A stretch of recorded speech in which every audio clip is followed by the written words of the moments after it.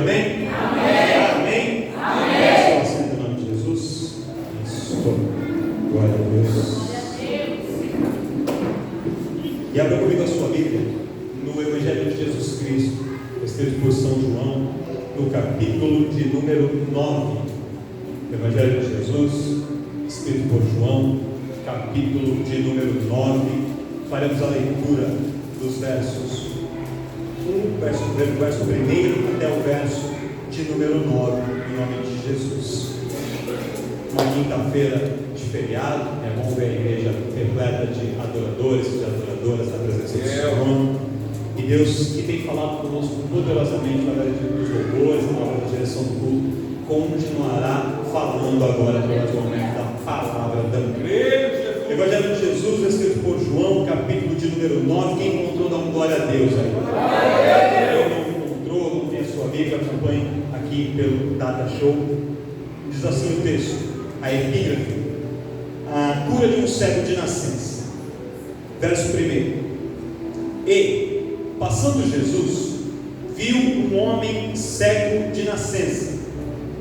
E os seus discípulos lhe perguntaram, dizendo: Rabi, ou seja, mestre, quem pecou, este ou seus pais, para que nascesse cego? E Jesus respondeu: nem ele pecou, nem seus pais, mas foi assim, para que se manifestem nele as obras de Deus. Convém que eu faça as obras daquele que me enviou enquanto é dia. A noite vem, quando ninguém pode trabalhar. Enquanto estou no mundo, sou a luz do mundo. E tendo dito isso, cuspiu na terra, e com a saliva fez lodo, e untou com o lodo os olhos do cego. E disse: vai, lava-te no tanque de Siloé, que significa o enviado. Foi, pois, e lavou-se, e voltou vendo. Então os vizinhos e aqueles que dantes tinham visto que era cego diziam: não é este aquele que estava assentado e que mendigava? Uns diziam: é este. E outros: parece-se com ele. Mas ele dizia: sou eu.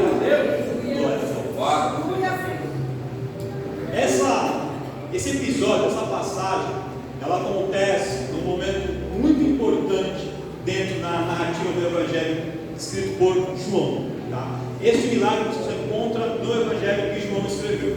E ele é conhecido como o sexto sinal de Jesus durante a sua trajetória messiânica, no início do seu ministério. Qual era o contexto aqui? Havia tido uma festa em Israel, que era a festa das tendas, ou festa dos tabernáculos. O que era a festa dos tabernáculos? Era uma festa que o povo celebrava durante uma semana, trazendo à memória o período em que eles saíram do Egito, que eles eram escravizados no Egito, e eles peregrinaram pelo deserto sem ter uma terra para chamar de sua, sem ter uma casa onde eles pudessem habitar fixamente. Então eles moravam em tendas, moravam em cabanas, e durante esse período Deus os guardou, e depois da trajetória da jornada pelo deserto, Deus dá para eles a posse da terra de Canaã, e eles se estabelecem em Canaã e passam a ter ali as suas casas, a sua morada. Então Deus faz fazer com que eles celebrassem anualmente uma festa, para se lembrar de que hoje eles tinham uma casa, hoje eles tinham uma terra para chamar de sua, mas por muito tempo a situação não era essa. Eles haviam morado em tendas e peregrinos pelo deserto, mas seja hoje dentro de uma casa, seja no tempo do deserto, Deus havia guardado e cuidado do seu povo. Deus faz algumas situações para que a gente possa se lembrar de onde a gente veio, para a gente se lembrar de quem a gente era, porque a gente, com o passar do tempo, com o passar do tempo, vai se esquecendo dessas situações. E aí a gente vai deixando com que a situação agora se torne a nossa realidade. Mas é importante a gente lembrar que toda árvore, por maior que ela seja, ela começou com uma pequena semente, com uma raiz. E a gente tem que lembrar das nossas raízes. Me ajuda a pregar. Olha para o irmão do seu lado, uma crente, um crente, dá uma coisa assim, ó. Deus quer que você se lembre das suas raízes. Deus quer que você se lembre de onde você veio. Deus quer que você se lembre de quem você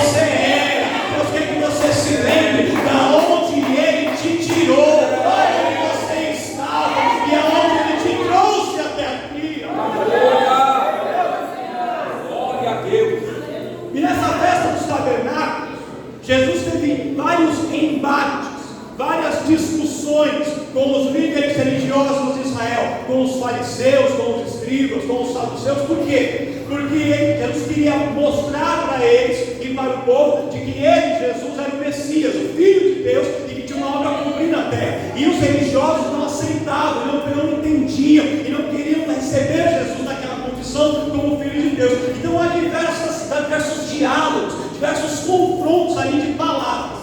Acabada a festa dos tabernáculos, Jesus sobe ao Monte das Oliveiras para orar. Quando ele retorna para Jerusalém após estar ali fortalecido em oração, nós temos um episódio muito conhecido em que uma mulher adulta é levada até a presença de Jesus para ser apedrejada. E aí Jesus olha para aquela mulher, olha para a multidão e fala assim: de fato, a lei de Moisés diz que aquele que comete um adultério deve sim ser apedrejado. A lei está correta, vocês estão fazendo certo. Só que eu digo para vocês: aquele que não tiver nenhum pecado, aquele que não tiver nenhuma falha, aquele que estiver perfeito, pode pegar a pedra e atirar nela primeiro. E aí todo mundo começa a olhar, ao invés de olhar para o pecado da mulher, começa a olhar para si e ver que ela tinha o seu pecado, mas eu também tenho o meu, você também tem o seu.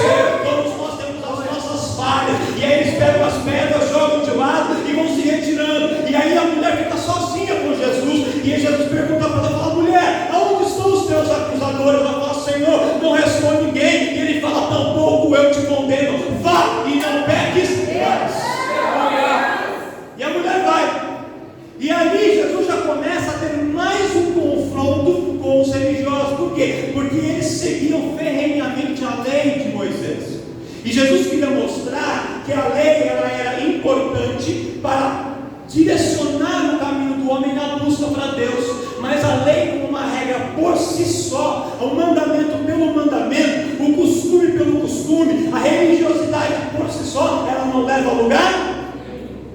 É importante a gente estar na igreja, mas não apenas vir para bater cartão, entrar, sentar e ir embora do mesmo jeito. É importante a gente vir, porque aqui neste lugar Deus opera, Deus faz milagre, Deus transforma, Ele cura, Ele liberta. Então se eu apenas entro e saio, não valeu de nada, foi só religiosidade. Eu só bati cartão, mas se eu entro aqui e quebranto meu coração diante dEle, Ele fala comigo, Ele entra com providência na minha vida, e eu não saio da mesma maneira que eu entrei. Eu vivo o milagre de Deus na minha vida.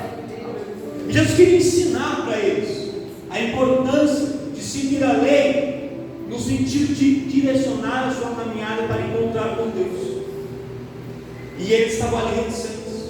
E aí Jesus continuou andando pela cidade. E ele chega numa viela, num beco, num canto escondido, escuro da cidade. E ele vê um homem assentado no chão, mendigando. E aquele homem pedindo esmola. E em nenhum momento o homem fala com Jesus. Em nenhum momento aquele homem pede para Jesus nada, nem uma esmola, não pediu para ser curado, ele não pediu nada. Jesus viu aquilo. E a situação dele já era conhecida, porque fazia muito tempo que ele estava ali. E todos sabiam que ele era um homem cego, e cego de nascença. E aí quando Jesus vê o homem, ele começa a caminhar em direção dele, se aproximando dele. E aí os discípulos que estavam junto com Jesus também vão ali se aproximando. E aí um dos discípulos interpela Jesus e fala assim: Jesus, vou fazer uma pergunta. Esse moço que está aqui, ele é cego de nascença. E ele é cego de nascença porque ele pecou? Ou foram seus pais que pecaram e por causa disso ele foi amaldiçoado?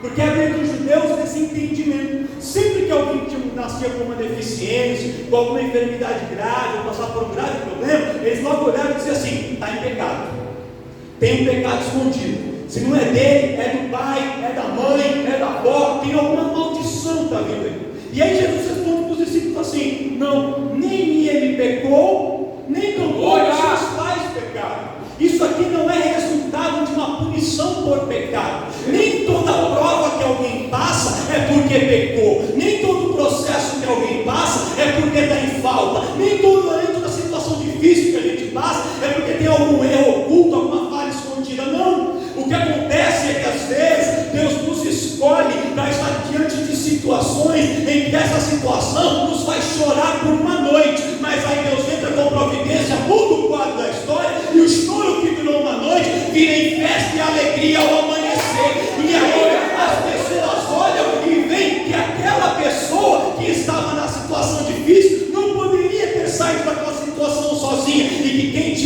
situação, foi Deus, e o nome do Senhor é glorificado. Quando Jó passou pela sua prova, as pessoas foram dizer: olha, Jó, você está aí porque está em pecado. Mas Jó não estava em pecado, era Deus provando a fé de Jó e aperfeiçoando Jó. Quando ali Lázaro morre, as pessoas não entendem. Jesus fala assim: vocês estão pensando que isso é para vergonha, que isso é para morte, que isso é para humilhação? É nada, é para que o nome do Senhor seja glorificado.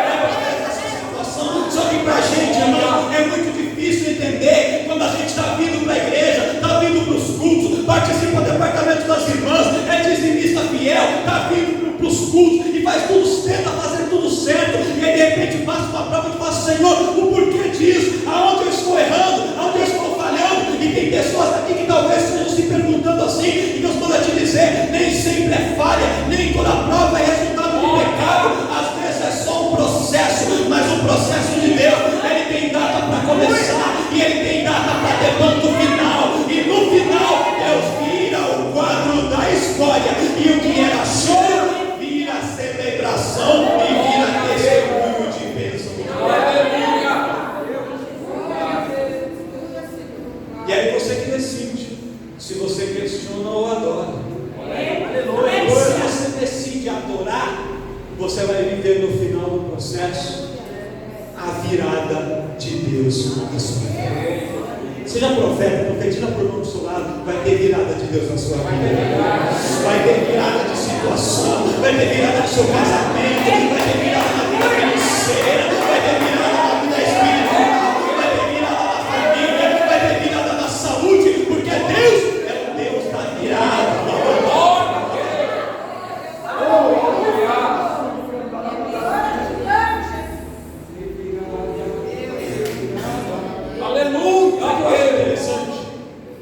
Quando os discípulos veem o caso daquele homem, para os discípulos, aquele era um case, ele era uma situação para estudar, para entender o que está acontecendo. Aquele moço para eles era algo de um debate teológico. Vamos entender se foi o pai que pecou, se foi ele que pecou, o que aconteceu. Para Jesus não era um case, para Jesus não era um ratinho de laboratório, para Jesus era uma vida, era uma alma, era uma pessoa que estava ali sofrendo e que precisava de ajuda, e Ele vai ajudar. Às vezes as pessoas olham para o nosso problema e ficam só analisando e julgando: olha, mas está passando por isso, porque é assim, e se você tem donos da razão, vai dizendo o que deveria ter sido feito, o que não deveria ter sido feito, errou aqui, falhou ali, mas se tivesse feito assim não teria acontecido, e acham que são donos da verdade e juiz. Jesus não está aqui para julgar, Ele está aqui para estender a mão, para socorrer o que está caído, para curar, para restaurar, para libertar, para mudar o quadro da história. Para Jesus, você é alguém que precisa de ajuda, e Ele está aqui para te ajudar.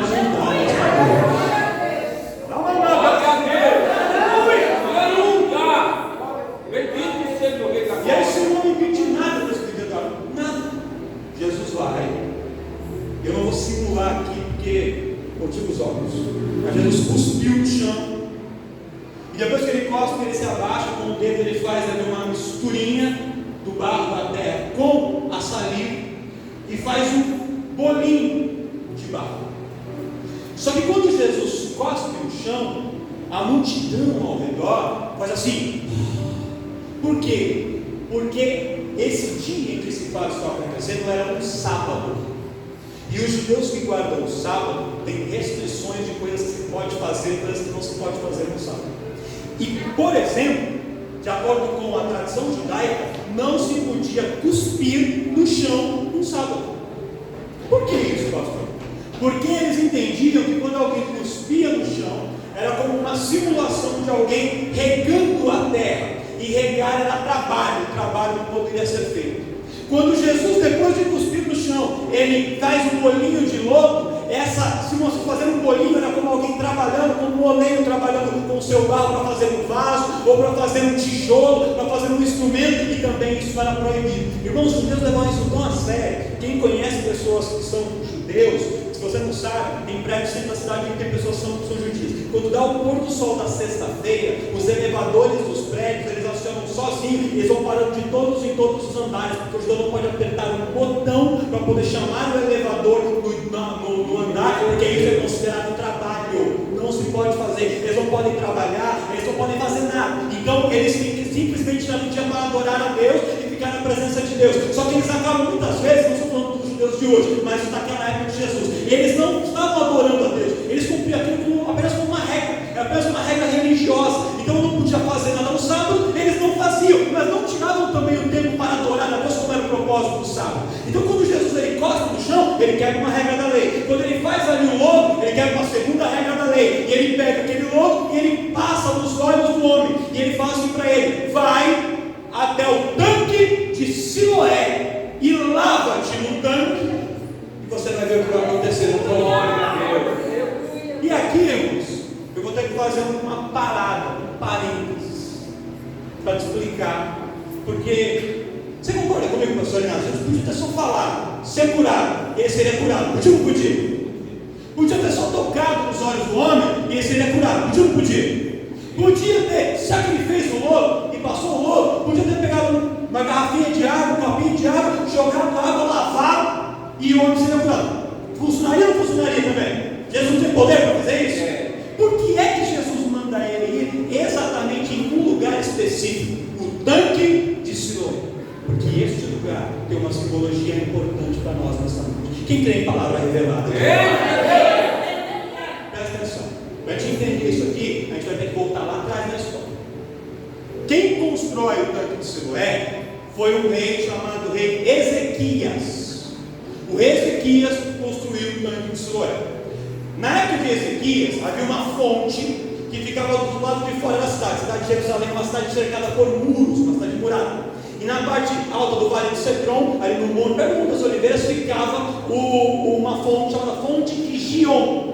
E as águas dessa fonte eram a principal forma de abastecimento de água para a cidade. Só que para as pessoas terem acesso à água, tinham que sair da cidade pelos portões, ia até a fonte de Gion, pegava a água e voltava de novo, trazia água. E isso era muito trabalhoso, e dava muito trabalho. Então o que o Ezequias planeja? Ele faz uma forma para construir um tanque dentro da cidade, perto dos muros, próximo do templo, em que as águas sairiam da fonte de Gion e elas seriam acumuladas, reservadas dentro desse tanque. E aí as pessoas poderiam pegar a água estando dentro do tanque da cidade, sem precisar sair da cidade. Só que Ezequias foi ainda mais esperto, mais habilidoso, no entendimento que realmente veio do Senhor, porque ele poderia ter simplesmente construído canos, e os canos coletariam a água da fonte de Gion e jogariam a água ali no tanque que ele construiu. Funcionaria. Mas o que ele faz? Ele faz diferente. Ele manda escavar em túneis a cerca de 50, 100 metros de profundidade, cavados na rocha. E aí as águas caíam para a fonte de Gion, coletadas por canos até aqueles túneis, e dos túneis elas corriam até o tanque que foi construído dentro da cidade. Por que ele fez isso? Porque, irmãos, numa situação de guerra, Israel vivia com guerra com várias nações, era muito comum que o inimigo cercasse as cidades que estavam muradas. Então o inimigo cercava. E aí quem estava dentro da cidade não era atacado, mas ele também não podia sair. Então, se o abastecimento de água fosse só por canos, os inimigos poderiam quebrar os canos e a cidade não teria água, a cidade correria seca. Ou então, pior, eles poderiam pegar veneno, jogar veneno nas águas pelos canos e a água entraria lá e seria contaminada e quem bebesse morreria. Então, quando ele constrói um sistema de túneis bem profundos, o inimigo que cercasse a cidade não veria aqueles túneis e, se visse, não conseguiria acessá-los. Ou seja, eles sempre teriam em Israel um suprimento de água, água fresca, água limpa, água pura, água saudável, água potável, para poder matar a sede da cidade sem que corresse nenhum risco. Olha para o seu irmão e fala: você entendeu? Não é isso? Se não entendeu, depois eu explico o WhatsApp, mas presta atenção.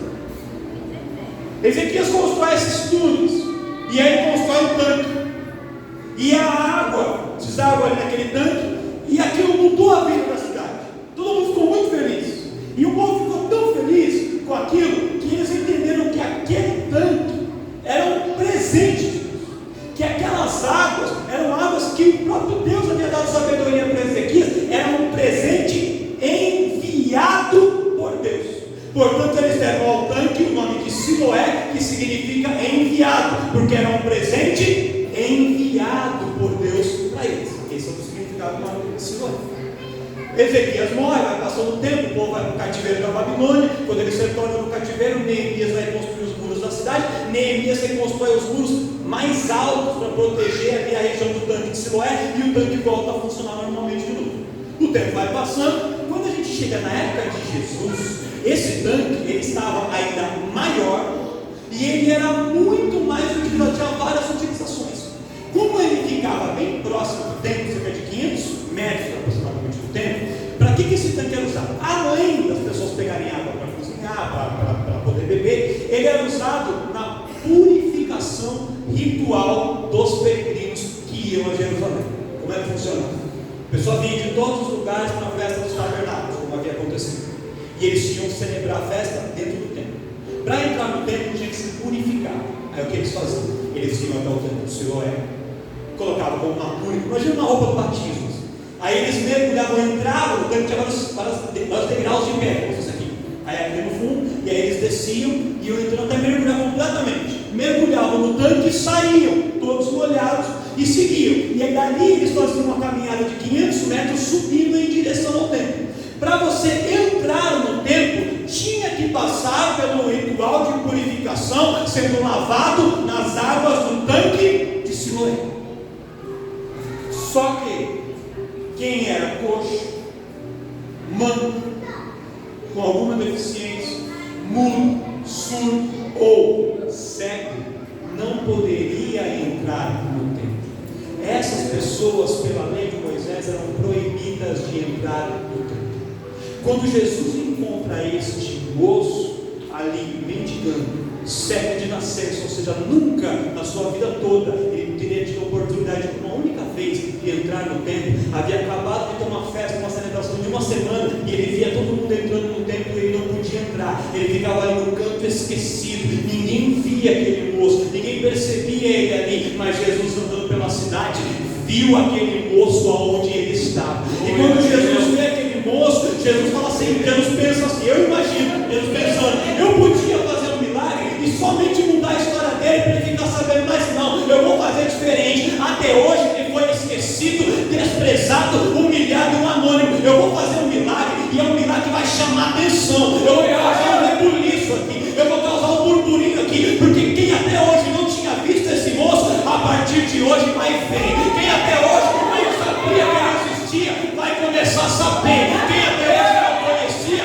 vai começar a conhecer, porque ele estava desprezado, mas depois de encontrar Jesus, a história dele foi mudada. Ele sai do anonimato e passa a ser alguém conhecido, e por isso que Jesus faz todo esse aparato de cura, por isso que ele cospe no chão, por isso que ele faz lodo, por isso que ele passa o lodo na cara dele, para que todo mundo visse e entendesse que algo estava acontecendo ali. E quando Jesus fala, vai até o tanque de Siloé e se lava, não era apenas uma lavagem normal, era um ritual de purificação. Era Jesus dizendo assim, até hoje você era cego e não podia entrar no templo, mas agora você vai lá, vai se purificar e pode entrar no templo, porque o acesso está liberado para a sua vida. Pastor, eu não entendi. Vai entender agora. Tem muitas pessoas que estão à margem das coisas espirituais, estão nas beiras de caminho, na vida material, na vida sentimental, na família, mas hoje Jesus marcou um encontro com você aqui nesse lugar. Se você não era visto por ninguém e achava que Deus também não estava te vendo, eu tenho uma notícia: as pessoas podem continuar não te vendo, ou te vendo só para te julgar, mas Jesus, Ele está te vendo e Ele vai fazer algo que vai mudar a tua história. E não somente Ele vai mudar a tua história te trazendo uma cura material, não somente Ele vai mudar a tua história te dando uma restauração, abrindo uma porta de emprego, mas Ele vai abrir os caminhos para que você possa entrar diretamente a um acesso sobrenatural na presença dEle. Entrar no templo representa, significa, simboliza entrar na presença de Deus. E tem gente, irmãos, que já vem na igreja muitas vezes, mas ainda não teve um encontro com Deus, mas hoje é uma data que Deus marcou para um encontro especial e diferente com Ele. Hoje Deus marcou esta data porque Ele quer que você desça no tanque de Siloé, que você dê Kamanagaçu, mergulhe, para que quando você saia, o acesso à presença de Deus estará liberado para a sua vida. Eu quero te falar uma coisa, irmão. Às vezes tem pessoas aqui que são dominadas por medo, dominadas pela depressão,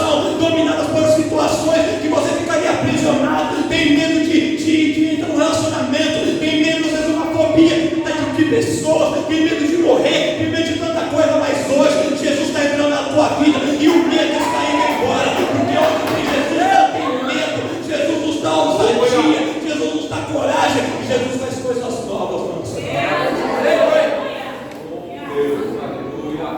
Jesus nos envia para que a gente passe por um ritual, não de uma lavagem só por fora, mas de uma lavagem por dentro. Se lavar com qualquer água, era só tirar a terra do corpo. Se lavar no tanque de Siloé, era se purificar para poder vir numa igreja, irmãos, não é trocar roupa. Eu vou ter que usar saia agora. Nossa, agora eu vou ter que usar camisa social, gravata. Não é isso. Não é um banho exterior, é mudar de dentro.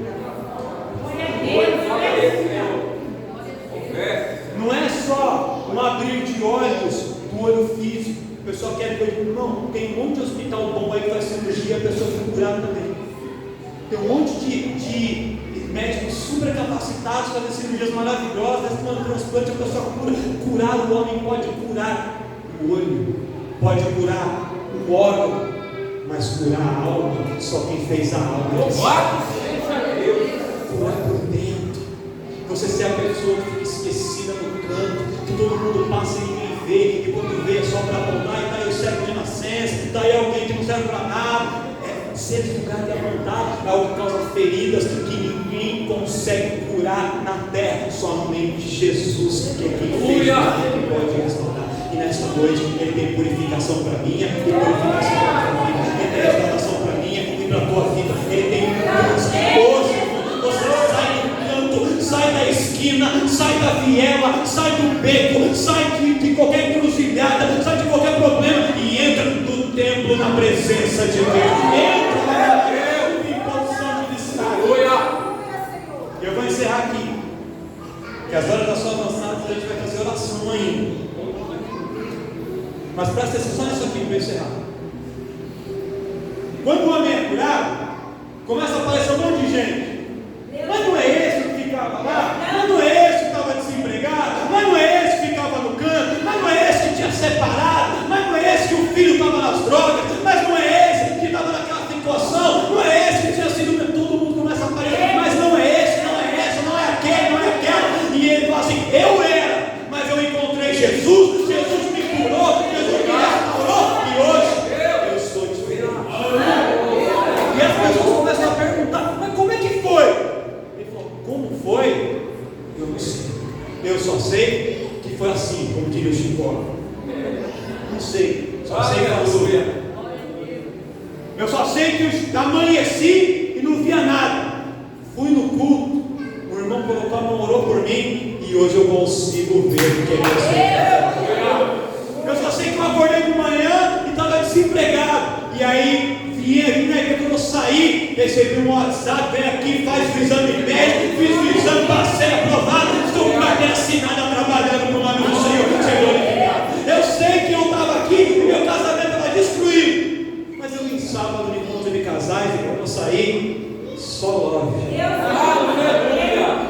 Deus faz de uma forma que a gente às vezes não entende, que a gente não sabe explicar, mas as pessoas vão ver, vão testificar e vão reconhecer que Deus entrou na sua história e mudou a sua caminhada. Quem acredita nisso? Quem recebe essa palavra?